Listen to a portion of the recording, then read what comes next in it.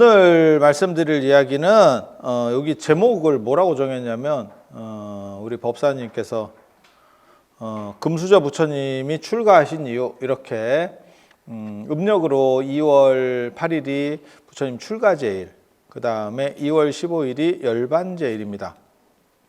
그래서 한 8일 정도 상관이 있는 거예요. 8일에서 15일까지니까 이렇게 계산을 해보면. 그래서 그거를 출가, 열반, 대정진기간, 예전에는 그런 식으로 했었습니다. 그래서 이때 부처님을 닮아가고 뭐 수행하는 그런 문화들이 존재했었고 그리고 재밌는 거는 이 달력에는 4대 기념일 이렇게 나와요. 그리고 4대 기념일이 뭐냐면 탄생하신 날 제일 중요한 거 탄생 제일 중요하고요. 그 다음에 이제 돌아가신 거 생사예요. 이게 생사가 유기체에서는 생사가 제일 중요한 거예요. 그거 같이 범주가 큰 건 없죠. 아니 맞잖아. 그리고 재밌는 건 둘 다 네 선택 아니에요. 아니 맞잖아. 선택이 아니고 이건 주어지는 겁니다.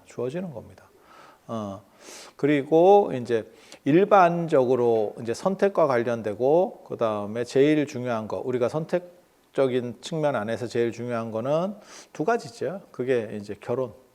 그래서 일륜지 대사라는 표현을 썼고 일륜 중에서 가장 큰 일. 아니 맞잖아. 그것도 맞잖아. 그게 차지하는 비중이 굉장히 크니까. 그리고 이제 한 가지 더 꼬부락하면 이제 출산이죠. 그러니까 자식. 야, 자식 뭐 걸렸냐? 굉장히 중요하다, 진짜. 내가 늘상 얘기하는 거. 조금만 상태 좋은 거 걸리면 그냥 집안을 일으키고 뭐 다 하는 거고. 상태 안 좋은 거 걸리면 진짜 결혼은 이혼이나 하지. 자식은 야, 그거 진짜. 그러니까 제일 큰 건 선택과 관련해서 제일 큰 거는 결혼. 그리고 그 다음에 해당하는 게 어떻게 보면 자녀와 관련된 부분들. 그리고 한국 사회 같은 경우는 자녀한테 딸려가는 게 많아요. 자식 이기는 부모 없다더라. 뭐 이런 것처럼. 그리고 부처님 같은 경우는 이제 인생 삶의 그게 조금 다르니까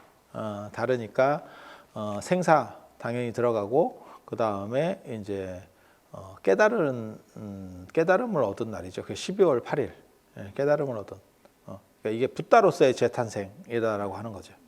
그래서 제가 그 얘기하잖아요. 붓다는 태어나면서 얻는 지위가 아니고 노력을 통해서 얻는 지위이기 때문에, 그러니까 수행을 통해서 그 결과라고 말하기도 좀 그런데 아무튼 뭐 생각이 바뀌어서 관점이 바뀌어서 얻어지는 결과이기 때문에, 그러니까 그런 거죠. 후천적 지위죠. 그거는. 그러니까 뭐 대통령이 된다거나, 뭐 의사가 된다거나, 뭐 판사가 된다거나, 이것도 후천적 지위잖아. 예, 아니 맞잖아요. 태생적으로 나는 대통령이에요. 대통령이 아니고 왕이겠지. 그죠? 그거는 태생적인 거고, 이거는 다 후천적인 거니까. 그래서 그런 후천적 지위는 그 지위를 획득할 때가 의미가 있는 거죠. 그러니까 대통령이 됐어요. 그럼 대통령이 될 때 그게 얼마나 좋겠어.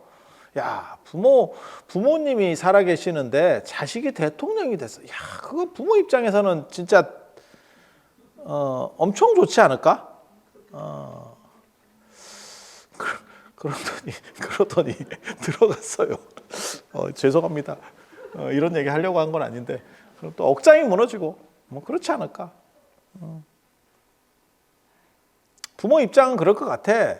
예. 굉장히 뿌듯한 거고. 그러니까 내 아들이 만약에 뭐 꼭 대통령이 안 돼도 어디 좋은 직장에 취직했어요. 요즘 같이 뭐 취직하기도 어려운데 그렇게 하면 뿌듯한 거고. 아니 맞잖아. 그렇게 가는 거지 뭐. 그래서 부처님 일생 전체에서 제일 중요한 거는 깨달을 때니까 그 12월 8일 성도제일 이렇게 되는 거고. 성도제일. 그 다음에 또 하나가 들어가는 게 이제 출가제일 이렇게 들어가는 거죠. 그래서 출가제일 2월 8일 날 출가가 있어야 그거는 이제 현실적 삶에서 세속적 삶에서 출가적 삶으로의 전환 인생이라고 하는 거죠. 그러니까 새로운 인생. 그러니까 어떻게 보면 그런 거죠. 내가 일론 머스크가 원래 그 남아공 사람이잖아.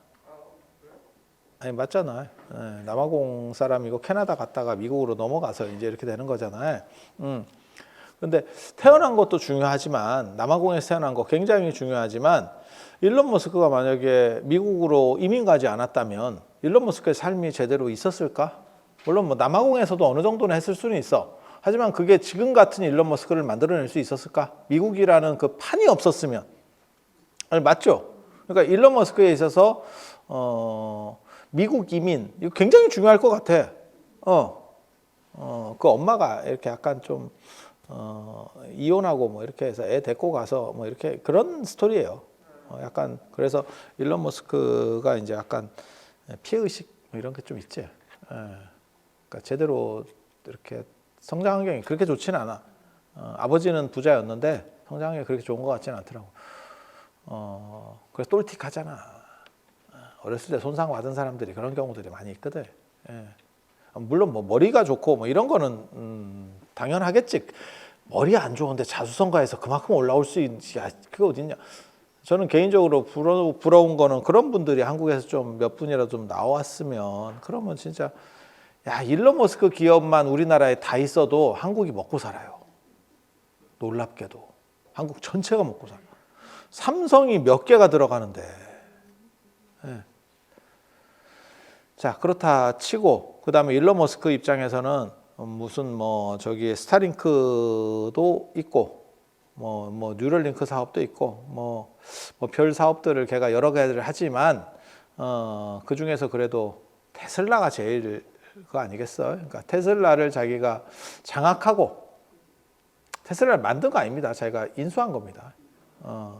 그래서 그게 어떻게 보면 자기의 또 다른 변곡점이겠지.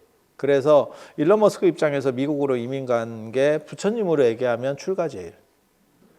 출가제일. 그다음에 부처님께서 깨달음을 얻으신 거 그게 어떻게 보면 테슬라라고 하는 이 엄청난 기업을 가지고 이렇게 끌고 가는 그런 상황이라고 보시면 되겠죠. 그래서 사람마다 그렇게 중요한 것들은 좀씩 다르죠. 중요한 가치. 일반적으로는 제가 아까 여러분들에게 말씀드린 것처럼 결혼과 자녀가 일반인에겐 제일 중요하고 이제 다른 사람들은 조금씩 관점들이 다를 수 있죠. 그래서 그렇게. 그리고 부처님과 관련해서는 인도에 가면 그게 재밌어요. 내가 그거를 주장을 했다니까. 그거를 인도 가면 출가제일 기념탑은 없어. 그런 얘기는 없어. 그리고 뭐가 있냐면 첫 설법 녹야원을 간다고요. 그러니까 부처님의 4대 성지 하면 태어나신데 룸비니, 그다음에 돌아가신데 쿠시나가라, 생사, 그다음에 깨달음을 얻으신데 붓다가야, 그다음에 첫 설법을 하신 녹야원 사르나트를 갑니다. 이렇게 네 군데. 그래서 처음 출가했다는 곳은 없어. 어디에도 없어. 어디인지도 몰라. 근데 8대 영답경에 보면 첫 설법지에 처음으로 출가하신 곳에 큰 탑이 있다라고 기록들이 나와요. 그리고 그 이야기는 현장의 대당 서역기나 자은전에서도 확인이 됩니다. 그래서 출가도 중요하고 첫 설법은 교단의 시작 이라는 의미에서 중요하고 그 다음에 출가라고 하는 거는 당신 인생의 전환이라는 데서 굉장히 중요한 거지. 그리고 그 두 가지는 경쟁을 하고 있었고 인도에서는 사진법 때문에 어떤 걸 넣을까? 생사하고 깨달음은 이견이 없었던 것 같고 하나를 더 넣어야 되는 4개로 줄여야 되는데 그거를 출가를 넣을까? 첫설법을 넣을까? 이게 두 팀이 있었던 거야. 그래서 우리 달력에 보면 출가가 들어가 있고 출가제일이 들어가 있고 그 다음에 인도에 가보면 출가 쪽 유적은 없고 첫설법 유적지를 가. 그게 4대 성지야. 예. 그래서 이게 좀 오락가락하고 있었구나 라는 걸 알 수 있어요.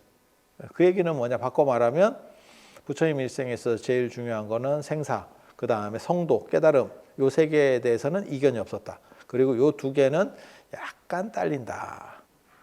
약간 딸린다. 아이돌 이런 거 팀으로 나오는데 이렇게 보면 쟤네는 딱 괜찮아. 쟤네는 뭐 이런 거. 이 느낌 아시죠? 이 조금 좀 형편이 좋았나? 쟤는 조금 내고 들어온 것 같기도 하고 뭐 이런 느낌이 있어. 이런 느낌. 그래서 출가하고 첫설법은 생각보다는 비중이 요 앞에 거 세 개에 비해서는 비중이 좀 떨어진다더라. 라는 정도 이해하시면 되고 부처님께서 출가하신 이유는 부처님께서 뭐 왕자니까 왕자는 좋은 거예요. 왕자는 좋은 거예요. 그리고 당시는 왕은 아니었지만 왕이 계승서열 1위인 건 맞아요.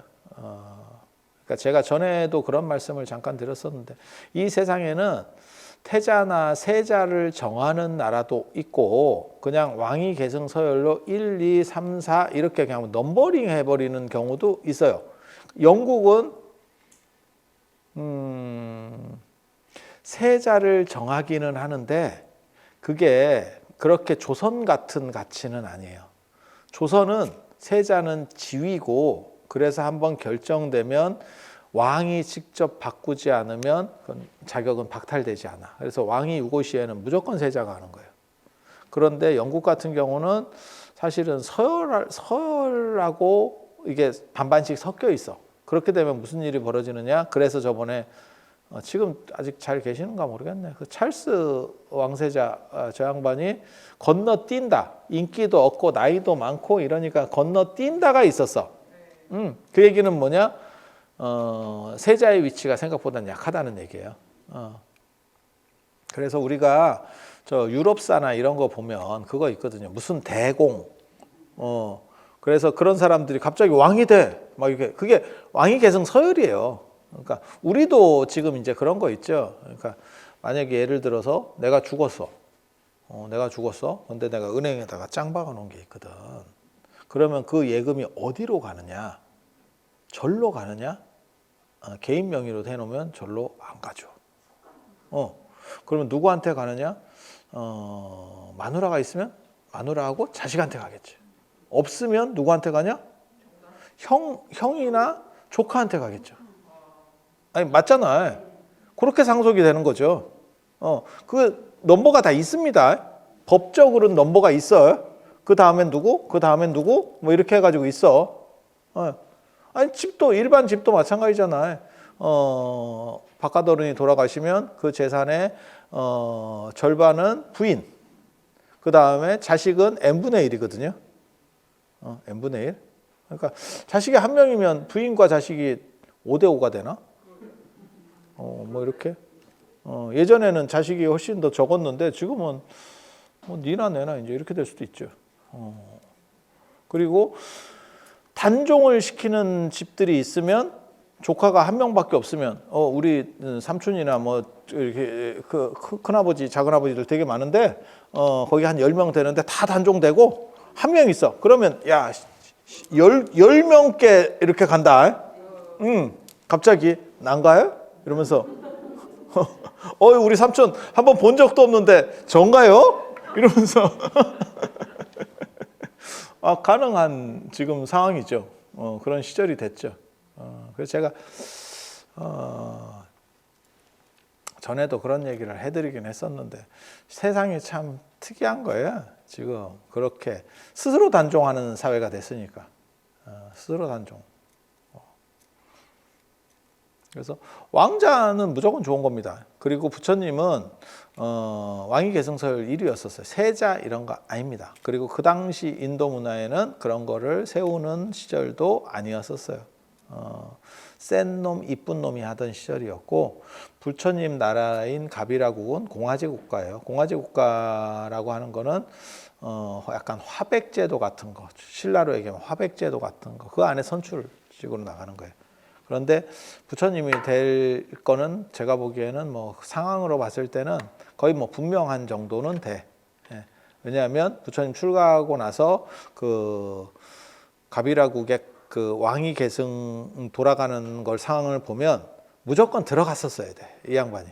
그러니까 이 양반이 빠져주니까 그 밑으로 내려간 흔적들이 보이거든요. 그러니까 있었으면 그냥 거쳐갈 수밖에 없어. 뭐 그렇게. 그렇게 해서 이제 출가를 당신이 하는데 하는 이유는 뭘까? 세상 사는 거 참 좋은데 그런데 두 가지 생각들이 있는 거죠. 그러니까 없는 사람은 가지는 게 좋다라고 생각하는데 어느 정도 이상 가진 사람은 그걸 가져서 뭐 할 건가에 대한 생각이 있어. 그러니까 이거는 이제 우리 같은 쩌리들은 이해하지 못하는 건데 돈을 벌으면 좋은 거 아닙니까? 라고 하지만 어느 정도 이상 된 사람은 그것을 가지고 네가 어디에 쓸 건가를 생각하래. 그러니까 트럼프나 일론 머스크 같은 사람은 그게 필요가 없을 것 같아. 무한 확장이거든요. 무한 확장. 계속 새로운 걸 하고 싶어 해. 그렇게 에너지가 있는 사람은 별 관계가 없는데 마이크로소프트 빌 게이츠 같은 사람도 벌써 은퇴해가지고 뭐 자기 재단 만들어서 뭐 좋은 일 하려고 하는 거잖아요. 왜? 버는 게 필연성이 없는 사람이 됐고 쓰는 거를 좀 더 가치 있게 쓸까를 궁리하는 상황이 된 거죠.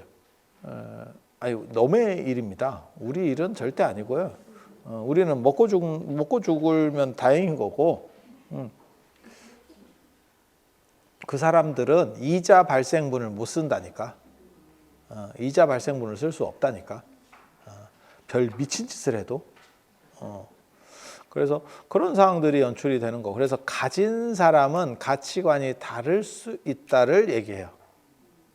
가진 사람.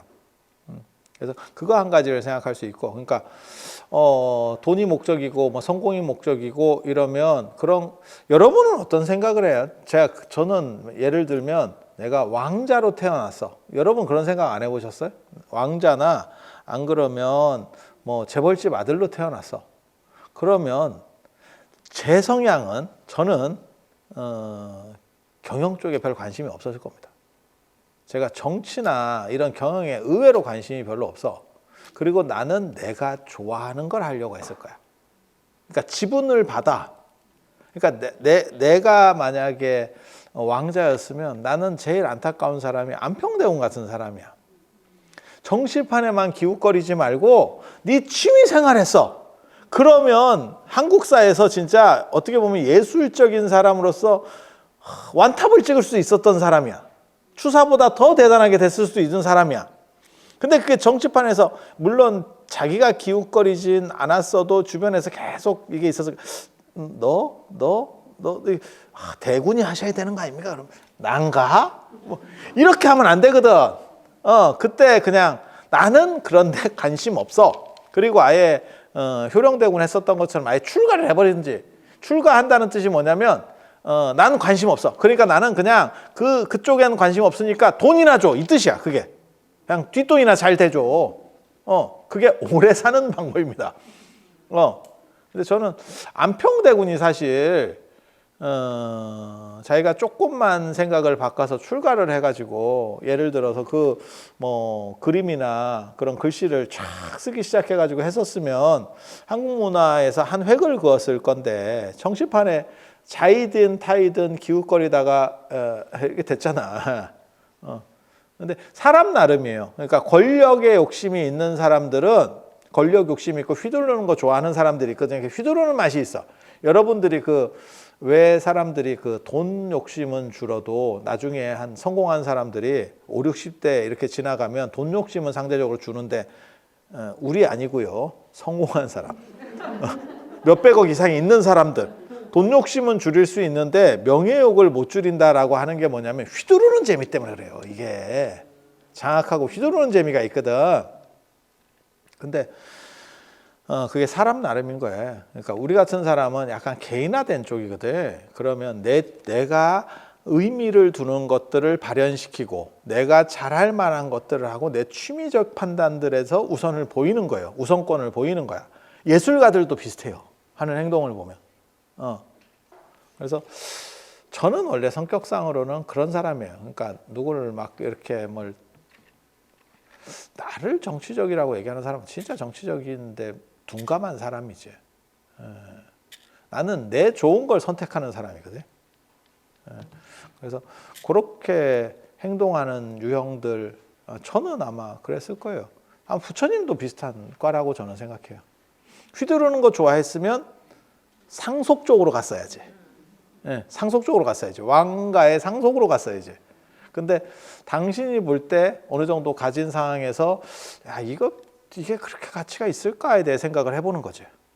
예. 차장률사도 어떻게 보면 출가를 선택하는 것도 그런 거예요. 그러니까 재상이 되라라고 해도 그거 됐다라고 하면서 자기 취미 판단 쪽으로 가는 거예요. 자기가 잘하고 자기가 열정이 있는 쪽으로 가는 거야. 그러니까 예술가적인 성향이 있는 사람이 있다니까.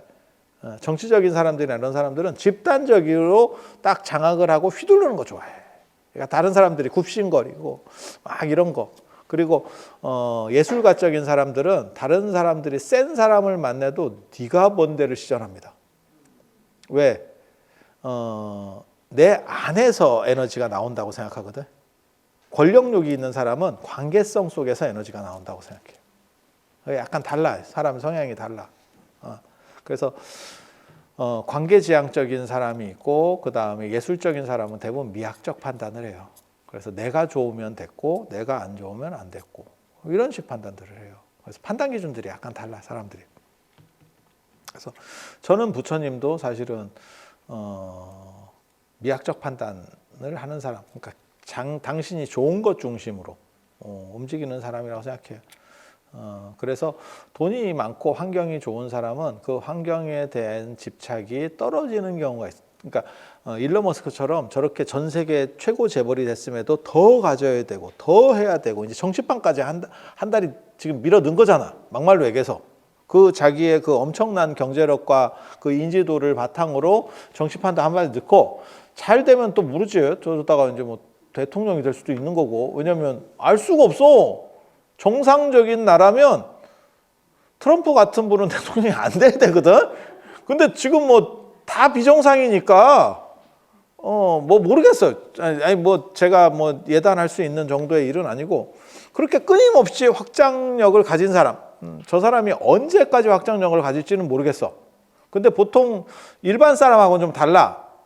일반 사람은 저렇게 정점을 찍으면 조용하게 약간 은둔 쪽으로 해서 자기를 안 비치려고 하는데 이 사람은 엄청난 관종이잖아. 끊임없이 사건을 일으키려고 하고 뭐라도 해야 됐다. 뭐 이런 정신을 하고 트럼프 대통령도 참 존경스러울 정도로 특이한 사람이고 대통령이 코인을 만들어서 돈을 벌겠다가 이게 제정신인가 싶지. 이게 무슨 또라이도 아니고 그런 거를 하고 있다가 설령 하고 있더라도 그런데 나가면 그만해야 된다. 이게 우리 상식. 우리 상식. 대통령이 코인을 만들어서 떼돈을 벌겠다가 이게 무슨 미친놈인가 싶기는 한데 근데 미쳤다고 말하기도 애매한 게 전 세계 짱이잖아.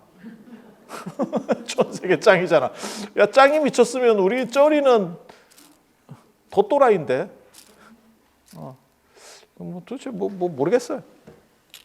아무튼 사람마다 그게 성향 차이가 있으니까. 그래서 많이 가진 사람들은 물질적 집착이 상대적으로 놓기가 쉽다는 게 있어요. 가져본 사람이 그것의 소중함에 대해서 생각이 좀 다른 거죠. 그러니까 없이 사는 사람들이 더 짜고 더 귀하게 여기는 경우들이 있어요. 그래서 그런 부분 한 가지. 그리고 죽음에 대한 공포라는 게 있습니다. 죽음에 대한 공포. 지금은 죽음이 가려져 있고 모든 사람은 죽는다라는 것을 정확하게 알고 있습니다. 유기체가 죽지 않는다라고 생각하는 사람은 그 기독교인밖에 없어. 죽었다 살아났대. 그렇게 재주 있으면 안 죽으면 되지. 뭐하러 살아나. 그리고 뭐하러 참 또 승천을 해가지고 계속 살아있으면서 얘기하면 우리가 그 보면 당신이 2000년 전 사람이에요? 이렇게 하면 얼마나 믿기가 편해. 지가 없어지니까 하늘로 올라갔다 가고 그래봐야 자외선밖에 없는데 야 공기도 없는 데서 저거 참 힘들겠다 싶어. 올라가서 뭐 하는지 뭐 화성에 가서 사는지 뭐 하는지도 모르겠고. 그래서 아무튼 뭐 모든 유기체는 죽는 거니까 어느 순간 되면 그렇게 해서 죽음에 대한 공포가 있는데 그게 지금은 가려져 있고 그다음에 분리돼 있죠. 그러니까 죽는다는 것은 알지만 그것은 몇십 년 뒤의 일이다라고 모든 사람들이 특별하지 않으면 그렇게 생각하며 살고 있죠. 지금 여러분도 그렇게 사시는 거고 안 죽을 거다 이렇게 생각하지는 않죠. 죽긴 죽는데 몇십 년 뒤의 일이고 그 다음에 그 죽을 때 좀 편하게 좀 어떻게 좀 됐으면 좋겠다. 뭐 치매고 남한테 민폐 안 끼치고 좀 잘 정리하는 상황에서 갈 수 있어. 그런 생각 안 하셔? 뭐 그렇게 생각하는 거고. 근데 이제 조선시대 때도 그렇고 뭐 그렇게 옛날이 아니고 뭐 일제강점 이럴 때도 마찬가지 그냥 감기 걸렸다 폐결핵으로 죽고 뭐 어쩌고 저쩌고 막 이런 식으로 다 죽는 거예요. 이유도 모르고 꼴배로 나갔다가 풀떡 올라가지고 거기 골마서 죽고 뭐 이렇게 막 그렇게 죽어가는 거죠. 그러니까 이유도 모르고 그냥 다 쓰러져 가는 거예요. 그때는 죽음의 공포가 열려 있는 시절이에요. 우리 주변에 닥쳐 있는 거야. 왕실이라고 오래 사느냐? 안 그래요. 조선시대 때 왕자들 죽어나가는 거 기록들 보면 그러니까 제가 얘기하잖아. 그게 세균과 바이러스 개념이 없으니까 자꾸 싸매가지고 죽는 거라고. 차라리 그냥 벗겨놓으면 더 살 확률이 더 커. 근데 그거를 쫄쫄 싸매니까 위생상으로 더 안 좋아지는 거예요. 그래서 제가 전에도 그런 말씀 드렸었는데 왜 양반집 여성들 그러니까 그 후처드리고 이런 것들이 많았느냐? 안 씻어서 그래. 안 씻고 싸매고 있어서 그게 부인과 질병이지. 차라리 좀 가난한 뭐 노비 뭐 이런 거라서 잘 옷도 제대로 못 입고 있어. 이게 위생에 오히려 나아. 그냥 생각해 보면. 그리고 걔네들은 씻기도 편코 뭐 살 좀 보면 어쩔 건데 이렇게 되는 거고 양반집 마님이야. 야, 그거 씻기도 어렵고. 아니 생각해 보면 딱 그런 거라니까. 그래서 남성이 우리는 동아시아 전통에서는 특별하지 않으면 얼마 전까지 다 그랬었잖아요. 남자가 여자보다 나이가 많잖아. 그리고 당연히 우리가 상식적으로 아는 거는 남성의 수명이 여성보다 짧아요. 아니 맞잖아. 그러면 그 남자가 더 나이가 많은 상황에서 여자랑 결혼했으면 당연히 남자가 가야 되는데 대부분 여자들이 후처를 드리거든. 예전 기록들을 보면. 그리고 그거 우리 어렸을 때도 그런 게 있었어. 이렇게 보면 후처들 그리고 돌아가시는 게 다 그게 부인과예요. 부인과 질병이야. 말도 못하고 그냥 어떻게 저렇게 하면서 죽는 거지. 애 낳고 산후조리나 제대로 했겠어. 그거 싸매고. 그러니까 음식은 섭취를 하는데 부잣집 음식은 섭취를 하는데 씻지를 못하는 거야. 씻는 게 더 중요하다고. 지금 상식으로 생각하면 애 낳고 가물치 먹는 거보다 잘 씻어.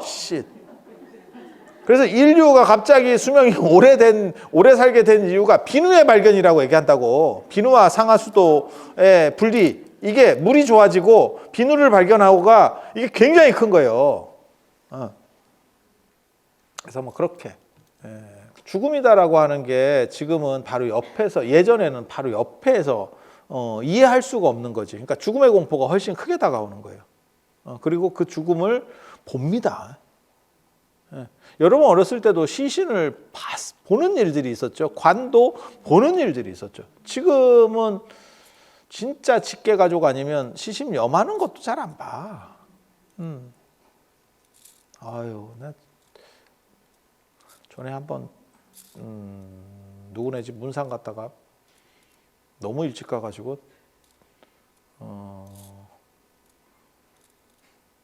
염하기 전에 봤네.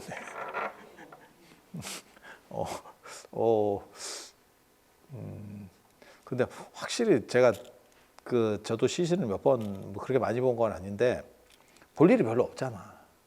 그지?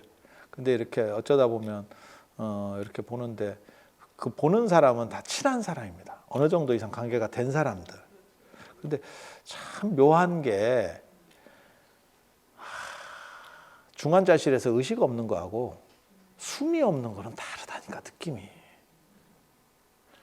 아니 큰 차이 아니야. 진짜 한 끗 차이다. 그 사람이 나를 알아보는 것도 아니야. 중환자실에서 이렇게 의식 없이 있으면 그거하고 숨이 떨어진 거하고 진짜 한 끗 차이인데 느낌이 사뭇 달라. 확 달라 진짜.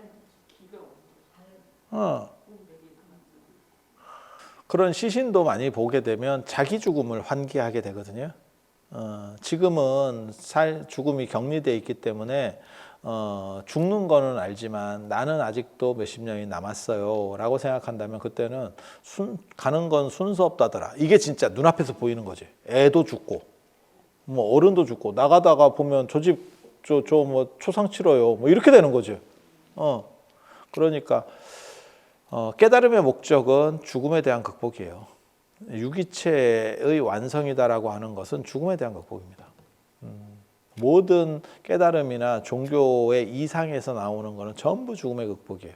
그러니까 기독교 천국이나 이슬람의 천국에서도 말하는 것도 영생입니다. 죽음에 대한 극복입니다. 극락도 안 죽는 겁니다. 신선도 안 죽는 겁니다. 불교의 열반 안 죽는 건지는 정확하게 모르겠는데 아무튼 죽음에 대한 극복인 건 분명합니다. 왜? 불사의 문은 열렸다. 귀 있는 자는 들어라. 깨닫고 나서 부처님이 하신 말씀이 그거거든요. 그래서 뭐 그런 거는 명확해요. 명확해. 그래서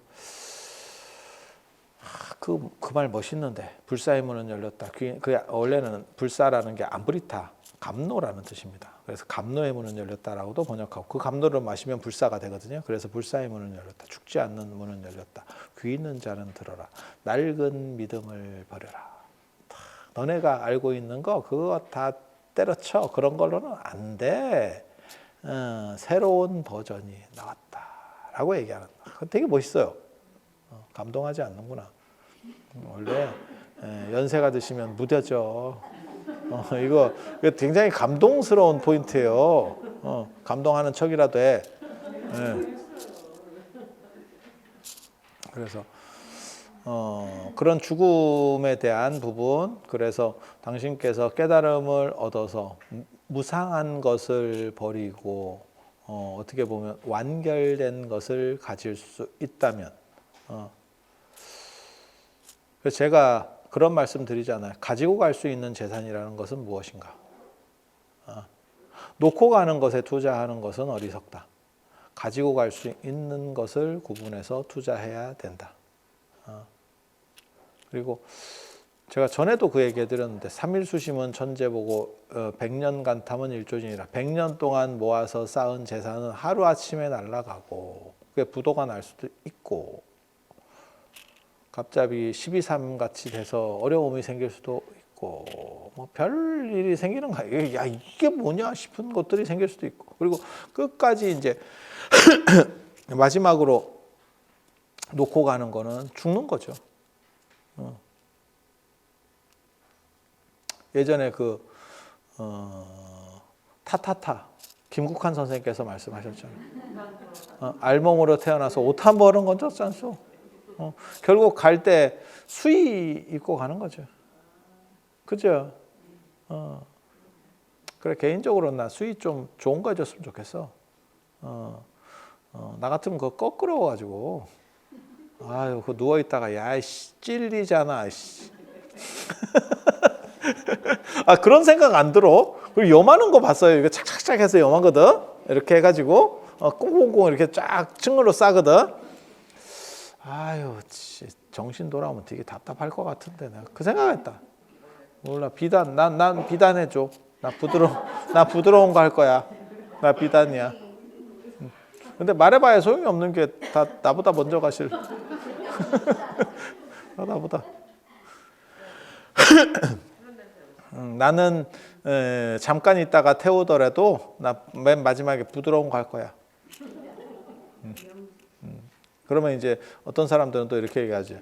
어차피 뭐 그 끝나면 그 다 태울 건데 그거 뭐하러 그렇게 합니까? 라고 말할지 모르지만 8시간 지나면 배고픈 거는 누구나 알지만 그래도 좋은 걸 먹는다. 그거 굉장히 중요한 거예요. 인생의 가치에 있어서 굉장히 중요한 거예요. 그러면 사람들은 뭐 영생할 거라고 생각하고 노력하고 공부하고 이러나? 어차피 공부 아무리 해봐라 나이 먹으면 경로당 가서 고스톱 치다가 싸우는 거밖에는 못한다. 네가 판사를 했어봐라. 아니 진짜야. 진짜야. 그러면 그 공부한 게 무가치한 거냐? 왜 무가치하다고 생각해? 그렇게 무상하니까 그 안에서 가치가 있는 거지. 네. 그래서 그런 거예요. 그래서 부처님께서 그 죽음에 대한 초극이다라고 하는 게 어떻게 보면 출가의 가장 큰 동인 중에 하나입니다. 그래서 그게 이제 사문유관과 관련해서는 뭐라고 나오냐면 부처님께서 동쪽 문을 나가서 병자를 보고 환자를 보고 남쪽 문을 나가서 노인을 보고 서쪽 문을 나가서 죽음을 보고 북쪽 문을 나가서 출가를 보고 그러니까 죽음에 대한 극복이 출가다라고 생각을 해서 출가를 하시게 되는 거고 그래서 이거는 이제 조선시대 때는 굉장히 많이 나왔던 얘기인데 개인의 성취를 위해서 집안의 의무를 저버리는 것이 타당하냐? 이게 조선시대 때 굉장히 많이 나왔던 거예요. 그게 출가를 비판할 때 쓰는 얘기거든요. 근데 지금은 이제 생각이 또 바뀌었죠. 그때하고는 또 상황이 다르죠. 그러니까 예를 들어서 애가 여러분 자녀분이 애가 너무 똑똑해가지고 우리나라에 놔두기가 어려워. 그래서 걔가 뭐라고 얘기하냐면 이게 우리나라에 놔둬도 되나? 이러고 있었는데 걔가 난 미국 가서 뭔가를 좀 해보고 싶습니다. 뭔가를 한번 해보겠습니다. 이랬을 때 부모 입장에서 야 같이 보고 살아야지. 이 나라가 장땡이다. 이렇게 말해줄 거냐? 네가 그렇게 생각한다면 한번 가봐라. 가는 순간 다시 보기가 쉽지 않아요. 이게 가족이라는 게 떠나기는 쉽지만 다시 돌아오는 건 쉽지 않습니다. 그러니까 지긋지긋하지. 애들 키우면 등짝 때려 싸면서. 하지만 한 번 벗어나면 아니 맞잖아.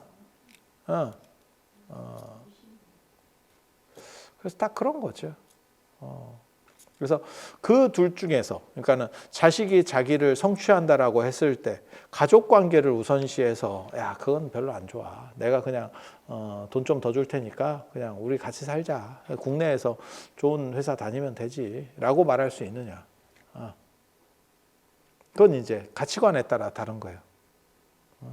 제 주변에도 뭐 그렇게 해서 눌러 앉힌 사람도 있고 지가 간다 그래서 가는 경우도 있고 갔다가 돌아오는 경우도 있고 제가 여러 경우를 봤거든요.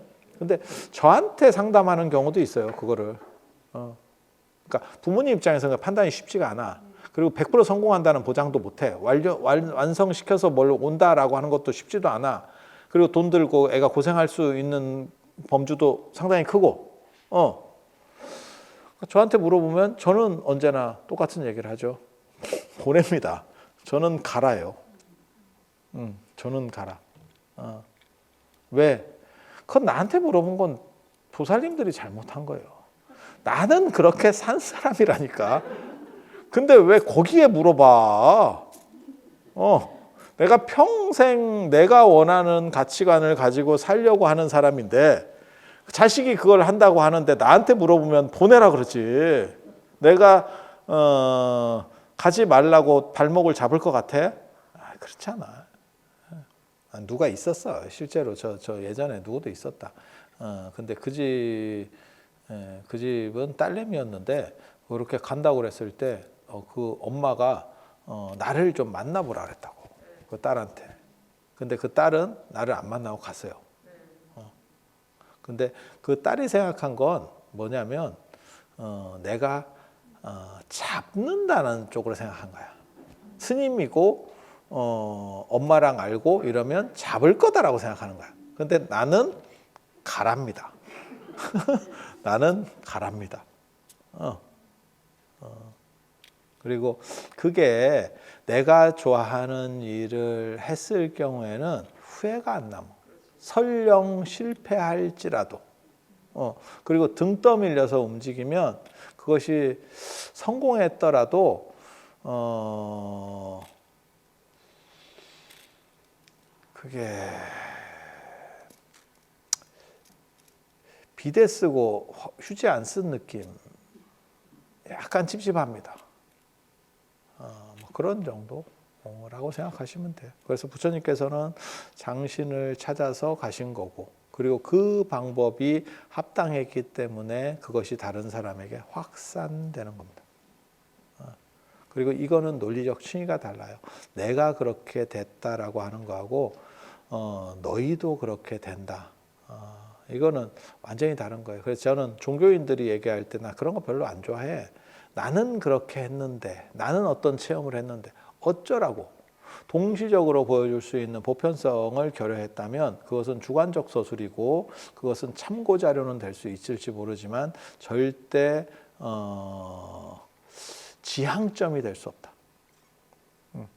과학이다라고 하는 것도 그런 거예요. 그래서 저는 노노의 그런 얘기 좋아해요.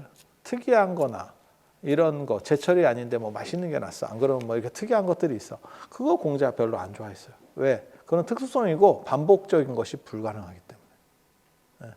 인류 문명을 바꾸는 것은 반복적이고 모든 사람이 공시적으로 적응할 수 있는 게 에너지예요. 그래서 그런 부분들에서 붓다가 이제 그게 불교가 세계 종교가 되는 사실은 원동력이거든요. 그래서 오늘 부처님의 출가와 관련된 이야기 이 정도 해드리고 또 다음 시간에